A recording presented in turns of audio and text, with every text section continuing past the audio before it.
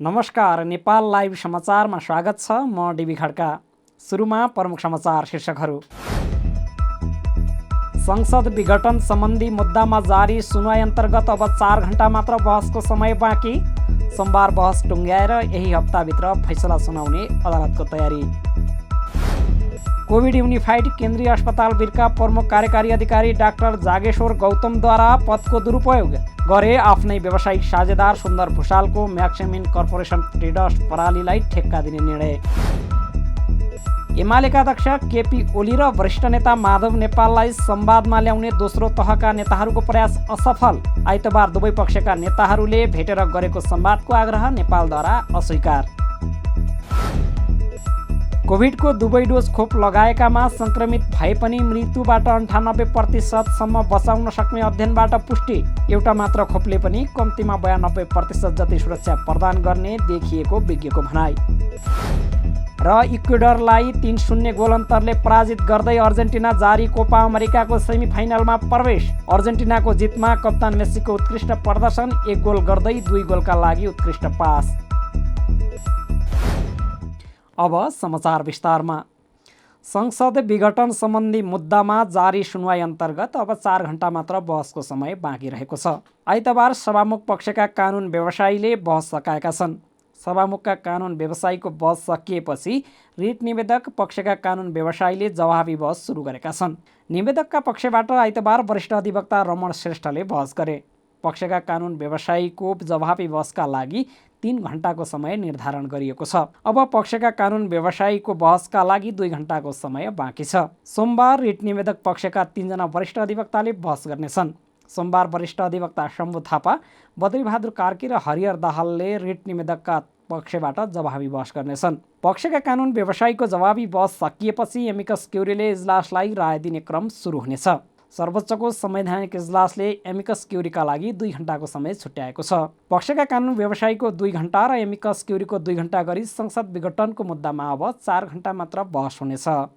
नेकपा एमालेका अध्यक्ष केपी ओली र वरिष्ठ नेता माधव नेपाललाई संवादमा ल्याउने दुवै पक्षका दोस्रो तहका नेताहरूको प्रयास असफल भएको छ। आइतबार दुवै पक्षका नेताहरूले भेटेर गरेको संवादको आग्रह नेपालले अस्वीकार गरेका छन्। एमालेका उपमहासचिव विष्णुप्रसाद पौडेलले वरिष्ठ नेता नेपालले पार्टी अध्यक्ष ओलीसँग भेट्न अस्वीकार गरेको बताएका हुन्। पार्टी अध्यक्ष एवं प्रधानमन्त्री ओलीका विश्वासपात्र नेता पौडेलले आइतबार बिहान नेता नेपाललाई भेटेका थिए। पेटमा प्रधानमन्त्रीसँग भेटेर समस्याको समाधान खोज्न आग्रह गर्दा नेता नेपालले रुचि नदेखाएको उनले जानकारी दिए। राष्ट्रिय सभाको बैठकपछि सङ्घीय संसद भवन नयाँ बानेश्वरमा नेता नेपालसँगको भेटबारे सञ्चारकर्मीले राखेको जिज्ञासामा नेता पौडेलले आफूले समस्या समाधानका लागि 2 नेताबीच भेटघाट होस् भन्ने इच्छा व्यक्त गरेको र नेपालले रुचि नदेखाएको बताएका हुन्। माधव कम्पनीमा गएको म सुभाषी र शङ्करजी भएर उहाँसँग एकछिन कुराकानी भयो। हामीले के आग्रह गऱ्यौँ भनेदेखि पार्टीलाई एकताबद्ध गरेर लिएर जाउँ। हाम्रा बिचमा समाधान गर्न नसकिने त्यस्ता कठिन र जटिल समस्याहरू छैनन्। तपाईँहरू एक आपसमा बस्नुहोस्, नेताहरू पनि हामीहरू पनि आपसमा विभिन्न साथीहरू छलफलमा छौँ, समाधान खोजेर अगाडि जाउँ र तपाईँ प्रधानमन्त्री पार्टी अध्यक्ष केपी शर्मा ओलीज्यू र तपाईँको बिचमा मिटिङ होस्, हामी त्यो चाहन्छौँ भनेर हामीले प्रस्ताव राख्यौँ। उहाँले खास गरिकन प्रधानमन्त्रीसँग भेट्नका लागि अरुचि प्रदर्शित गर्नुभयो। भेट्ने कुरामा खासै रुचि राख्नु भएन। ठिकै छ, छलफल गर्दै जाउँ भनेर हामी उठायौँ। उनले समाधान खोजेर अगाडि जानका लागि पार्टी अध्यक्ष र नेपालको बीचमा भेटवार्ता आफूले चाहेको भन्दै प्रस्ताव राखेको बताए। तर नेपालले प्रधानमन्त्रीसँग भेट्नका लागि अरुचि प्रकट गरेको उनको भनाइ थियो।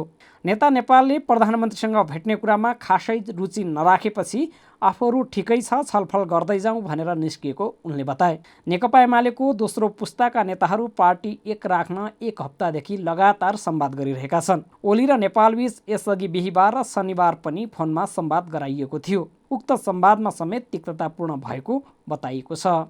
सञ्चारकर्मी रूपा सुनारले आफूमाथि जातीय छुवाछुत गर्ने विरुद्ध सर्वोच्च अदालतमा मुद्दा दायर गरेकी छिन्। उनले दलित भएको भन्दै कोठा भाडामा नदिने घरधनी सरस्वती प्रधानका साथै शिक्षा, विज्ञान तथा प्रविधि मन्त्री कृष्णगोपाल श्रेष्ठ, जिल्ला सरकारी वकिलको कार्यालय र महानगरीय प्रहरी विरुद्ध सिंहदरबारलाई समेत विपक्षी बनाएर आइतबार मुद्दा दायर गरेकी हुन्। उनले कोठा भाडामा लिने र दिने मौखिक सहमति भइसकेको अवस्थामा घरधनी प्रधानले आफू दलित समुदाय कामी थरको भएको बताएपछि कोठा दिन अस्वीकार गरेको रिटमा उल्लेख गरेकी छिन्। उनले रिटमा संवैधानिक एवं राष्ट्रिय तथा अन्तर्राष्ट्रिय कानुनी व्यवस्था, जातीय भेदभाव तथा छुवाछुत कसुरको कसुरदारलाई कानुन बमोजिम कारबाही तथा आफ्नो मौलिक हकको संरक्षणका लागि आदेश जारी गर्न माग गरेकी छिन्।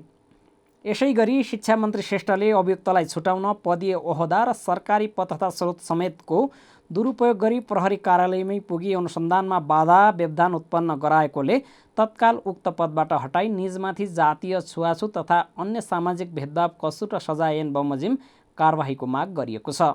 उक्त कार्यबाट आफ्नो आत्मसम्मान तथा मर्यादामा निकै गहिरो चोट पुगेको उनले खुलाएकी छिन्।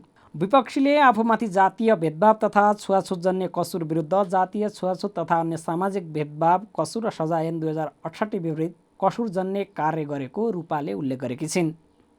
कोभिड युनिफाइड केन्द्रीय अस्पताल बिरका प्रमुख कार्यकारी अधिकारी डाक्टर जागेश्वर गौतमले आफ्नै व्यावसायिक साझेदार सुन्दर भुषालको म्याक्सिम इन्कर्पोरेसन ट्रेडर्स प्रणालीलाई ठेक्का दिने निर्णय गरेका छन्। गौतमले भुषालको कम्पनीलाई 12 करोड 43 लाख रुपियाँ बराबरको सामान खरिदको ठेक्का मिलाइदिएका हुन्।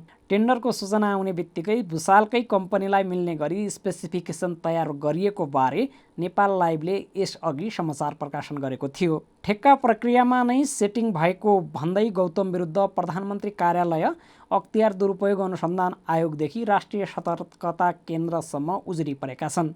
साथै ठेक्का प्रक्रिया नै रोक्नुपर्ने भन्दै सार्वजनिक खरिद अनुगमन कार्यालयमा पनि उजुरी परेको छ। तर गौतमले शक्तिको दुरुपयोग गर्दै आफ्नै व्यावसायिक पार्टनर भुषालको कम्पनीलाई high end critical care ventilator खरिदको जिम्मा दिएका छन्। उपकरण खरिदका लागि भएको टेन्डरमा पनि आफूसँग विभिन्न कम्पनीमा साझेदार रहेको सुन्दर भुषालको म्याक्सिम इन्कर्पोरेसन ट्रेडर्स प्राइभेट प्रणालीलाई ठेक्का दिइएको हो। भुषाल र डाक्टर गौतम क्यानभास एजुकेसन फाउन्डेसनका साझेदार हुन्। सरकारले मनसुनजन्य विपदका कारण घरबार गुमाएकाहरूको अस्थायी बसोबासका लागि प्रति परिवार 50,000 रुपियाँका दरले रकम उपलब्ध गराउने प्रक्रिया अघि बढाएको छ। राष्ट्रिय सभाको आइतबारको बैठकमा समसामयिक विषयमा जानकारी दिँदै गृहमन्त्री विष्णु पौडेलले तत्काल अस्थायी बसोबासको व्यवस्था गर्न प्रति परिवार 50,000 का दरले 2 करोड 86 लाख जिल्ला प्रशासन कार्यालयहरूबाट प्रभावित परिवारलाई उपलब्ध गराउने प्रक्रिया अघि बढाइएको जानकारी दिए। यस वर्षको मनसुन सुरु यता मुलुकका विभिन्न स्थानमा मनसुनजन्य विपदका कारण पुगेको क्षतिबारे सभालाई जानकारी गराउँदै सरकारले तत्काल उद्धार, राहत र पुनर्स्थापनाका लागि सरकारवालाहरूसँग समन्वय गरी आवश्यक निर्देशन गरेको पनि मन्त्री पौडेलले बताए। यस वर्षको मनसुन विपदका कारण क्षति भएका सम्पूर्ण निजी आवासहरूको समेत विपद प्रभावित निजी आवास पुनर्निर्माण तथा पुनर्स्थापना अनुदान कार्यविधि 2077 बमोजिम पुनर्निर्माण गर्ने व्यवस्था मिलाइएको मन्त्री पौडेलले बताए। सबै प्रदेशमा बाढी तथा पहिरोको क्षतिको लगत सङ्कलन गर्ने कार्य जारी रहेको तथा घरबास गुमाएका परिवारलाई उपलब्ध गराउने सहयोगलाई पनि सरकारले निरन्तरता दिने मन्त्री पौडेलले बताए। उनले गत वर्षको मनसुनबाट क्षति भएका विभिन्न जिल्लाका 3,949 परिवारलाई पहिलो किस्ता बापत प्रति परिवार 50,000 रुपियाँका दरले 19 करोड 97 लाख अनुदान प्रदान गरी पुनर्निर्माणको काम सुरु गरिएको पनि बताए। मन्त्री पौडेलले पीडितको राहत तथा उद्धारका लागि प्रदेश स्तरमा आवश्यक प्रबन्ध गरिएको भन्दै त्यसबारे भएका काम कारबाहीको पनि जानकारी दिएका छन्। हामी नेपाल लाइभ समाचारमा छौँ। अब अन्तर्राष्ट्रिय समाचार।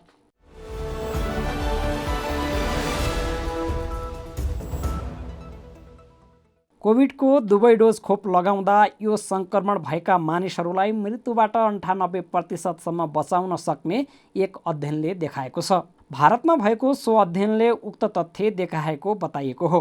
भारत सरकारले गरेको एक अध्ययनले कोरोना भाइरस विरुद्धको एउटा मात्र खोपले पनि कम्तीमा 92% जति सुरक्षा प्रदान गर्ने देखिएको छ। सो अध्ययनले एक डोज मात्र खोप लगाएका व्यक्तिलाई पनि कोरोना भाइरस सङ्क्रमण भएको छ भने उनीहरूलाई 92% मृत्युबाट बचाउने देखिएको हो। भारतीय सरकारको निकट रहेको एक थिङ्क ट्याङ्क संस्था NITIले गरेको अध्ययनबाट उक्त तथ्य पाइएको बताइएको छ। सो इन्स्टिच्युटका निर्देशक VK पाउलले नयाँ दिल्लीमा आयोजना भएको पत्रकार सम्मेलनमा उक्त जानकारी दिएका हुन्। कोरोना विरुद्धको खोपले कोरोना लाग्न नदिने भन्दा पनि कोरोना लागिसकेपछि मृत्युबाट बचाउन निकै प्रभावकारी रूपमा काम गर्ने देखिएको उनको भनाइ छ। सो अध्ययन पन्जाबका प्रहरीमा गरिएको उनले जानकारी दिए। पन्जाबमा कोभिडको खोप लगाएका र नलगाएका प्रहरीहरूमा सो अनुसन्धान गरिएको थियो। त्यस्तै त्यहाँका प्रहरी जसले 1 डोज मात्र खोप लगाएका र 2 डोज खोप लगाइएकाहरूमा पनि अनुसन्धान गरिएको थियो। तीमध्ये खोप नलगाएकोको तुलनामा लगाएका प्रहरीको मृत्यु दर निकै कम थियो। त्यसैगरी 2 डोज खोप लगाएकामा मृत्युबाट जोगाउन सक्ने 98% सुरक्षा रहेको पाइएको थियो। नेपाल लाइभ समाचारमा अब खेल समाचार।